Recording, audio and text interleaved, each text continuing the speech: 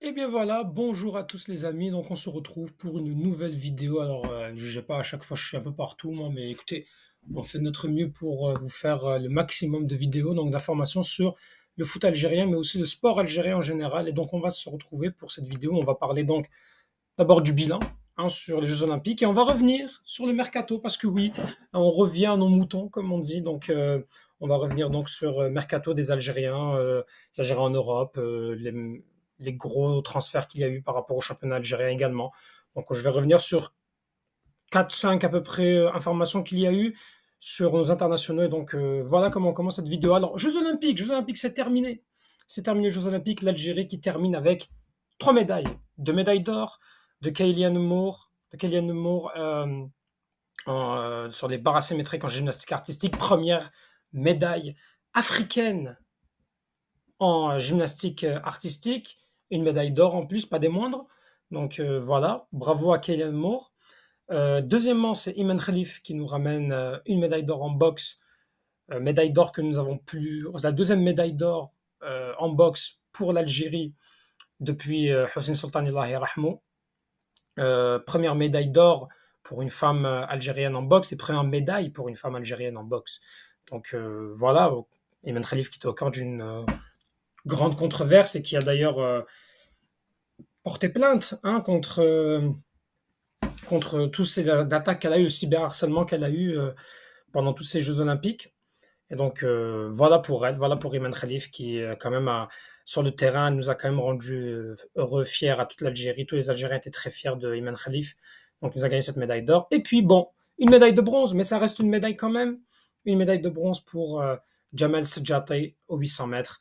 Voilà, on peut revenir. Il aurait pu faire mieux. C'est sûr que sa tactique était très connue. On sait qu'il reste derrière et qu'il attend l'arrière pour espérer avoir la médaille d'or pour les avoir au finish. Il a l'habitude de faire ça, sauf que là, il était tout seul et sa tactique est quand même très très bien connue. Le Kenyan l'a compris, c'est pour ça qu'il y est allé directement vite pour empêcher, justement, pour prendre de l'avance, pour empêcher l'Algérien Sedjate de revenir sur lui. Il a pu quand même revenir pour une médaille de bronze, pas assez pour l'argent ou l'or, mais c'est pas grave. Comme on dit, Kul Atla fait Akher, et on lui souhaite à Jamal Sedjati de plus en plus succès. Inch'Allah, une médaille d'or, que ce soit au championnat du monde ou aux Jeux Olympiques. Donc l'Algérie termine 39e au classement des médailles. C'est une très très bonne performance, un très très bon classement. Depuis 1996, l'Algérie avait terminé sa meilleure place, c'était dans l'histoire, c'est 34e. Et là, on termine 39e, on égale le nombre de médailles d'or en une édition de l'Algérie. Et je pense que c'est la deuxième meilleure performance en termes de nombre de médailles totales depuis 2000. 2000, les Jeux de Sydney, c'était 5 médailles. Là, on est quand même à 3 médailles. 2 médailles d'or quand même, c'est pas rien. Alors, franchement, on aurait pu faire mieux. Il y a peut-être des athlètes qui auraient pu faire mieux, comme Slimane Moula, comme Triki. Carole Bouzidi était pas très loin aussi, septième place. Ça se joue à une erreur et peut-être qu'elle peut espérer aller chercher une médaille elle aussi.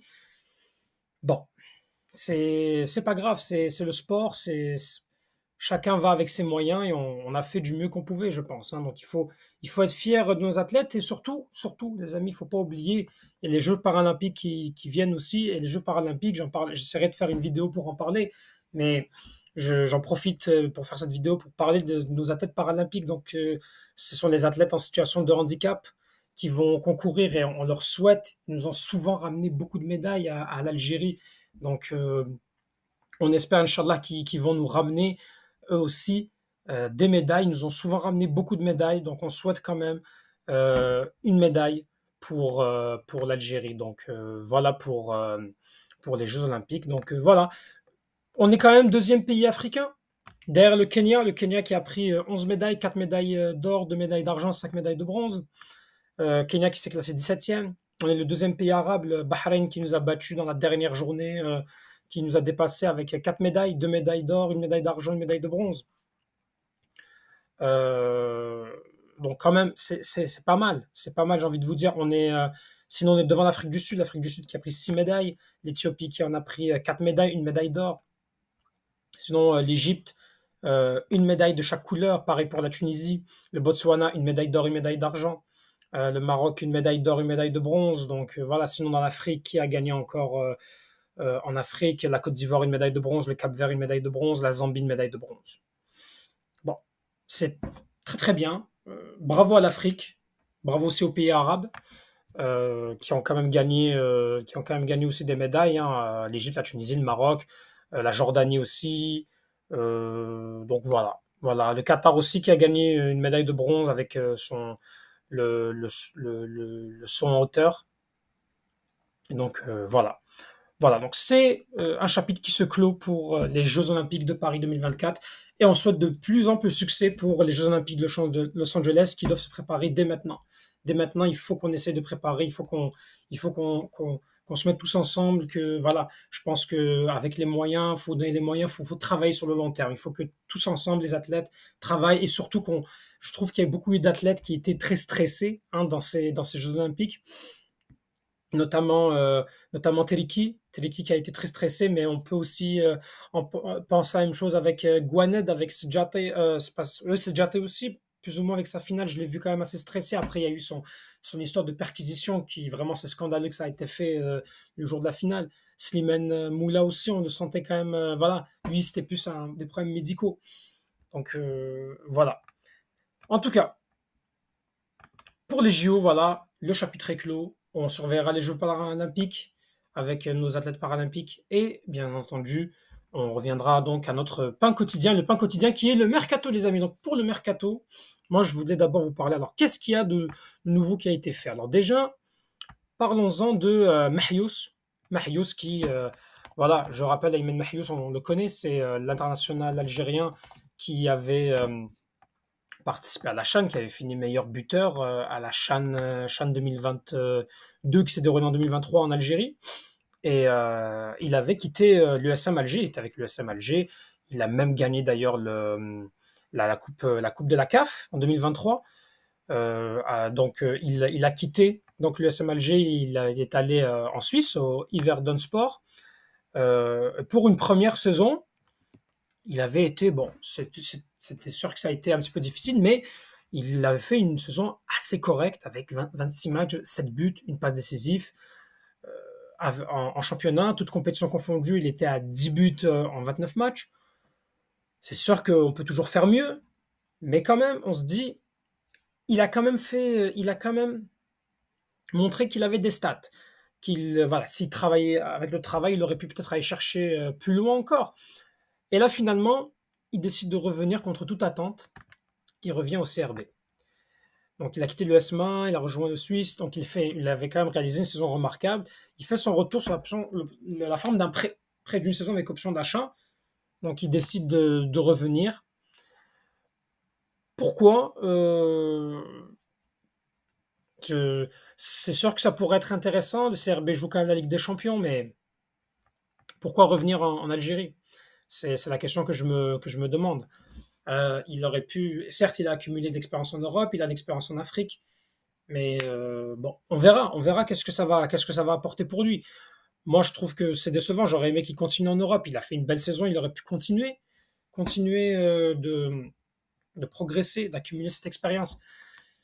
Je ne sais pas si on peut appeler ça une régression. On verra comment il va être. Est-ce qu'il va garder cette même discipline, comme on est en Europe, le travail sérieux, la rigueur, pour ramener un petit peu son expérience et pourquoi pas être ce buteur pour le CRB.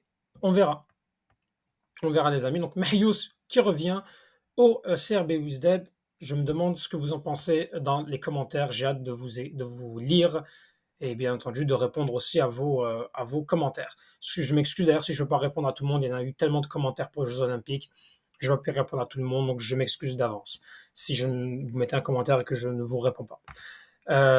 Ensuite, Benasser. Voilà, Benasser. Voilà. On pensait qu'il allait rester. Finalement, il a l'air qu'il veut partir.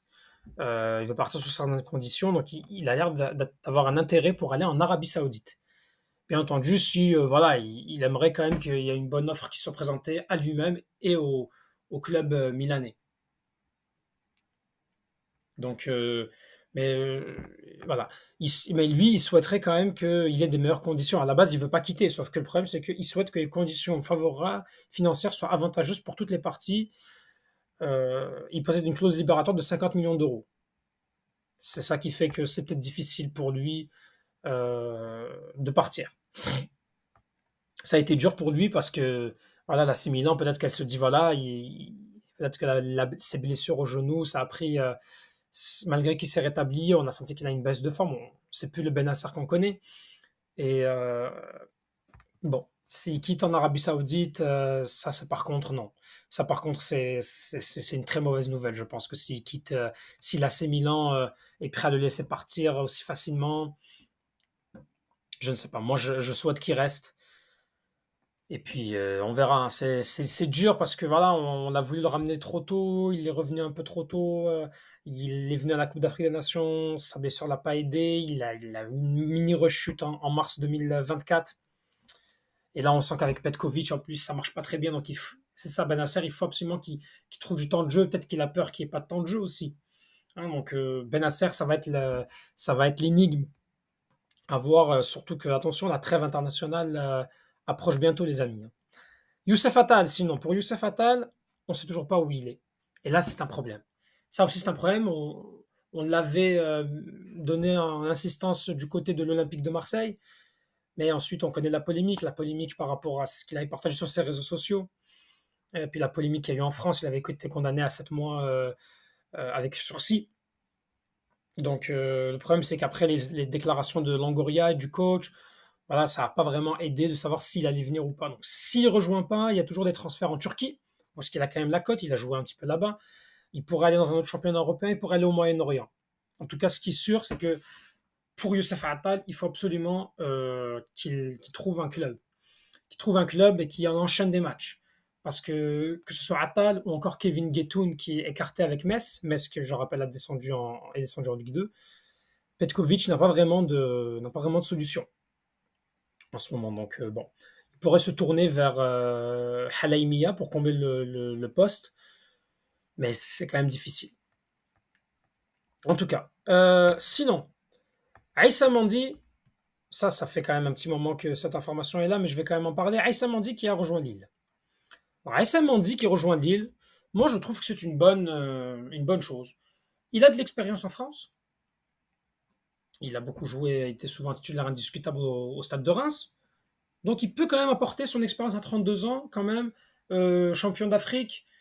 Il a quand même l'expérience de la Coupe du Monde, hein, donc c'est quand même un défenseur qui voilà, peut apporter un plus. Au niveau d'une défense, il peut jouer dans une défense à 3 comme il peut jouer dans une défense à 4. Il peut jouer latéral droit aussi, alors peut-être plus autant que lors de sa belle jeunesse, mais c'est quand même un choix polyvalent. C'est un très bon choix pour Lille. Normalement, ça a été fait. Ça fait longtemps qu'on en parlait, mais je pense que c'est officiel que Aïssa Mandi est à Lille. Oui, c'est officiel. Oui, en effet, c'est officiel. Il est à Lille. Donc voilà pour, euh, pour Aïssa Mandi qui n'avait plus de temps de jeu à Villarreal. Hein.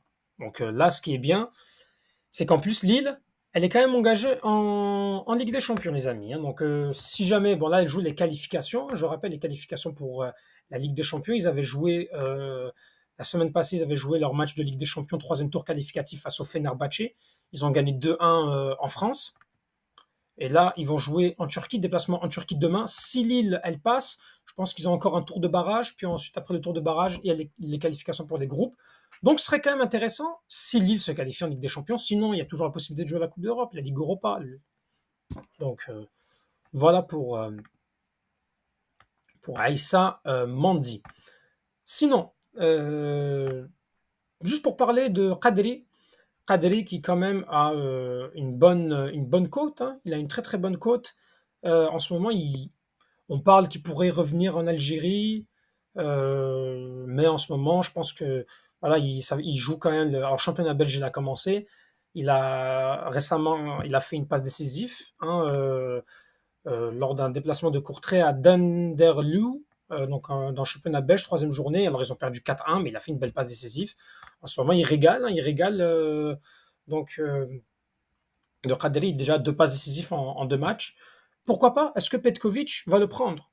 Ça, c'est une bonne question à se demander. Est-ce que Vladimir Petkovic va prendre Kadri, hein, qui l'avait pas pris, je pense, dans son dernier rassemblement, il l'avait pas pris.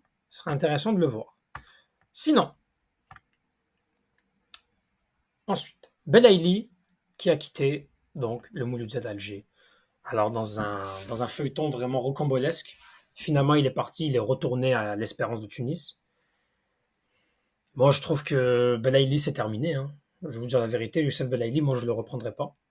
Moi, je ne reprendrai pas Belaïli en équipe nationale, malgré qu'il a fait de bonnes performances. Mais là, avec tout ce qui s'est passé, je ne comprends vraiment pas pourquoi est-ce qu'il décide de retourner dans le club de Taraji. C'est son problème. En tout cas, Youssef Belaïli, pour moi, c'est fini en équipe nationale, que ce soit par ses comportements, sa manière de parler aux arbitres. On l'a vu dans le championnat algérien, comment c'était vraiment un scandale, c'est honteux. Donc voilà pour Belaïli. Et voilà comment ça clôture donc cette page mercato des internationaux. Donc voilà. N'hésitez pas à dire ce que vous avez pensé. S'il n'y a pas d'autres joueurs, que vous avez des informations sur le mercato, les internationaux algériens, mettez ça en commentaire. C'est quoi votre avis sur Mahious, son prêt, Kadri, est-ce qu'il devrait être pris par Petkovic? En tout cas, ce sont des belles choses qu'on peut se demander. Et surtout, on n'oublie pas Tahel Jazer, les amis, et on reste ensemble, on est tous ensemble. Vive l'Algérie!